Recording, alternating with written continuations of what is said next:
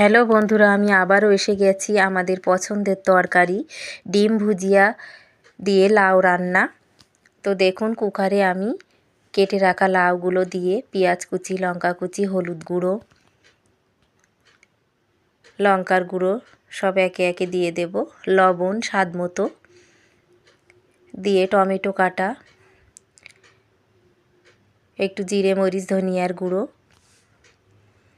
সব দিয়ে আমি অল্প করে একটু পানি দেব। অল্পই পানি দেব, কেননা লাউ থেকে পানি বার হয়।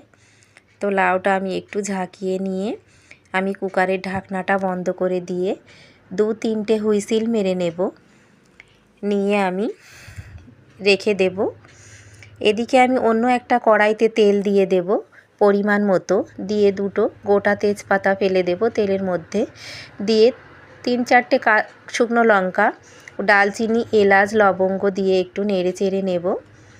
নিয়ে অল্প করে একটু পাঁচফোড়নও দিয়ে দেব সুগন্ধের জন্য ও টেস্টের জন্য। এবারে আমি একটা ডিম ভেঙে দিয়ে হালকা করে অল্প লবণ ছিটিয়ে ভুজিয়া করে নেব।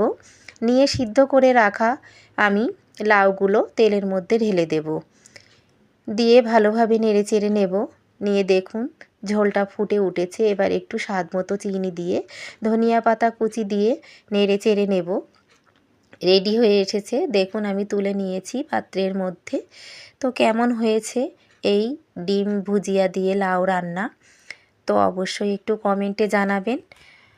ও এই রেসিপিটা ভালো লাগলে একটু লাইক, কমেন্ট, শেয়ার করে আমার পাশে থাকবেন। আমার জীবনসাথী চ্যানেলটিকে একটু সাবস্ক্রাইব করে দেবেন।